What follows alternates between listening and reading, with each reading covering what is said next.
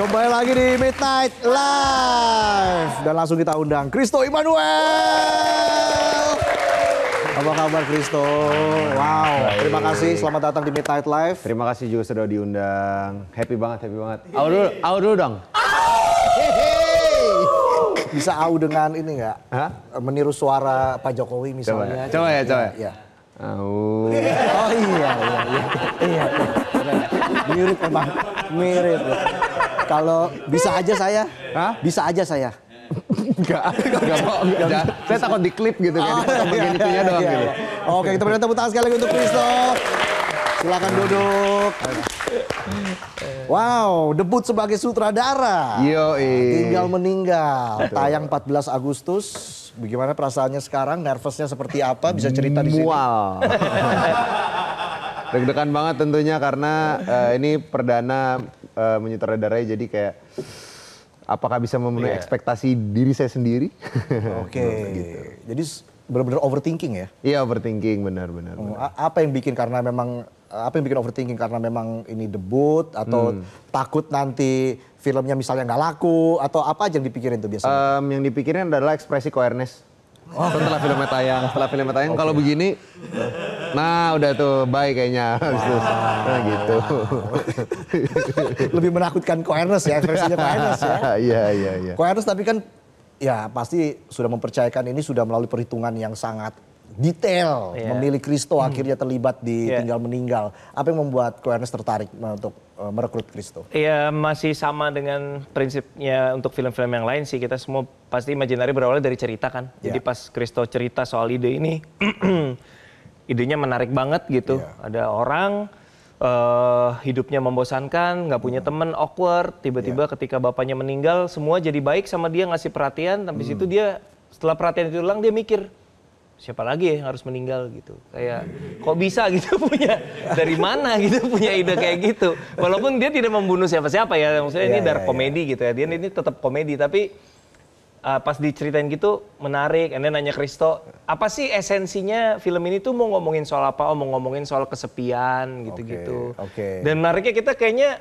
cara kita dibesarkan cukup berbeda gitu. Jadi sama cerita ini tuh aku pribadi sebagai individu nggak terlalu relate sama struggle si karakter ini dengan kesepiannya, dengan awkwardnya. Karena merasa dari kecil di rumah kayaknya cukup ramai dan hangat. Di sekolah juga nggak punya problem bergaul gitu ya. Makanya pas baca skripnya, wah ini kita memang kayaknya ada perbedaan masa kecil. Oke. Tapi ada chemistry-nya juga pastinya. Iya. At least kita punya visi yang sama tentang ini film nih mau dibawa kemana arahnya gitu. Oke. Christo sendiri pernah terpikir atau pernah punya cita-cita dulu sebagai sutradara atau memang ini sebuah ambisi terpendam Christo dari dulu seperti apa? Kalau jadi sutradara emang dari kecil pengen banget gitu. Jadi dari gue SD aku dari SD udah bikin film pendek gitu, pakai kamera handycam gitu-gitu. Terus akhirnya sampai SMP SMA bikin film pendek lebih sering buat tugas maupun buat hobi aja. Terus akhirnya kuliah film juga di UMN gitu. Oh, sempat kuliah film. Betul. SD bikin film. Kita mah main tepok gambaran ya Bang ya? Ya, Gunung Kelut ya. Tapi gue film pendeknya tentang tempok gambaran juga gitu. Film pendeknya tentang orang begini. Keren banget. Dia udah bikin film, keren banget ya kok ya. Nggak, tapi memang pertama kita kenal juga kan saat ajak Christo gabung ke manajemen kami di H Corp juga nanya apa sih mimpi lo apa gitu. Apa yang sebagai manajemen bisa apa membantu apa. Gue pengen bikin film. Oke, kita coba wujudkan ke arah sana. Dan kebetulan memang passionnya di Christo di film luar biasa banget. Dan kemarin juga kan waktu jadi aktor belajar dari banyak director yang... Bagus banget Christo jadi aktor. Terima kasih. Saya nonton beberapa filmnya. Apa tuh? Big Four. Iya, salah satunya tuh yang saya tonton. Big 1, 2, 3-nya nonton juga. Nggak ada kan? Langsung Big Four kan? Kaget. Kayaknya nggak ada deh. Nonton saya di ini nggak? Avengers nonton nggak ada. Oh, nggak ada ya? Nggak ada. Jadi Hulk itu padahal. Aduh, Christo sampai mual ya. Bukan muntah kemarin Muntah? dia. Orang press con tuh happy, excited, dia muntah. Serius? Muntah, anehnya. Masalahnya responnya baik, responnya bagus. Kayak bagus, keluar muntah. Saya sambil muntah, saya bingung kenapa saya muntah ya. Sambil mikir tuh ya. Mikir kenapa saya muntah ya. Kan keluar dia kan di kamar mandi, kenapa nama Christo? Christo muntah, terus gue tunggu di depan kamar mandi, dia keluar. Toh lu kenapa? Gue nggak bisa kok dipuji-puji. Ya. Jadi teman-teman. Jadi nanti tolong filmnya tayang caci maki aja. Iya. Biar Kristo nggak muntah lagi. Tapi memang sambutannya kemarin pas di press screening luar biasa. Caci maki saya yang muntah, Pak. Mikirin investor gimana ini. Iya, press screening udah digelar kemarin. Tanggapannya juga sangat bagus. Ya. Kristo sendiri apa sih yang ingin disampaikan kepada penonton dari Tinggal Meninggal nanti? Apa yang pesan seperti apa dari film ini yang mungkin bisa kena terhadap penonton? Sebenarnya Tinggal Meninggal ini kan sebuah komedi getir gitu ya, atau dark komedi gitu. Jadi yang gue pengen emang dari awal adalah membuat penonton terhibur. Karena balik lagi ini komedi, jadi kan kita sekarang sedang berita lah apa semua juga kayak bikin kayak down gitu. Jadi kan kita butuh hiburan ya, Jadi gue mau bikin film ini untuk senang-senang, tapi at the same time karena komedi getir, gue pengen ngasih rasa baru gitu ke penonton, yaitu adalah rasa ketawa yang tidak nyaman gitu. Jadi nanti saat nonton tuh ada rasa-rasa pas ketawa kayak, aduh ini gue boleh ketawa nggak ya? Ini kayak ketawa di titik ini kok rasanya aneh ya gitu. Jadi rasa yang ya hopefully yang gue harapkan rasa freshnya bisa tersampaikan dan juga pengennya jadi conversation starter. Jadi orang pas selesai nonton film Tinggal Meninggal tuh walaupun ketawa tapi ada obrolan panjang mengenai kesepian tadi, mengenai hidup, mengenai manusia gitu sih. Oke.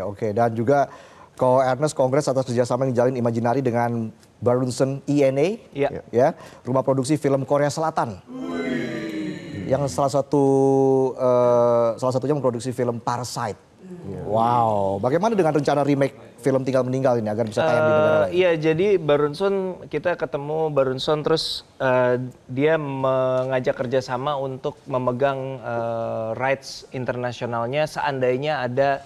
Nah ini yang kadang-kadang salah paham, izin meluruskan ya. Jadi Barunson EA sebagai PH Korea Selatan, mereka memegang hak adaptasinya. Bukan mereka mau mengadaptasi ya. Memegang adaptasi sehingga kalau misalnya nanti ada negara yang lihat dan suka, mereka yang akan melakukan proses adaptasi negosiasi itu. Jadi mereka yang mengambil hak adaptasi internasional untuk Tinggal Meninggal dan agak lain. Gitu. Bukan berarti sudah ada yang akan berencana mengadaptasi gitu. Kadang menjelaskannya agak rumit karena memang belum common di Indonesia tipe kerjasama seperti ini gitu. Tentunya harapan kita Tinggal Meninggal sukses. Amin. Thank you. Nanti kalau sukses Au ya, Au-nya mana Au? Muntah dulu dong, muntah dulu. Oke, silakan berdiri di sini Kristo dan juga Ko Ernest. Kita langsung closing Midnight Live hari ini ya.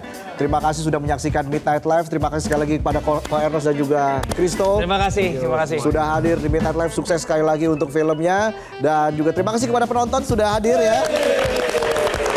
Memberikan semangat. Jumpa lagi besok di Midnight Live.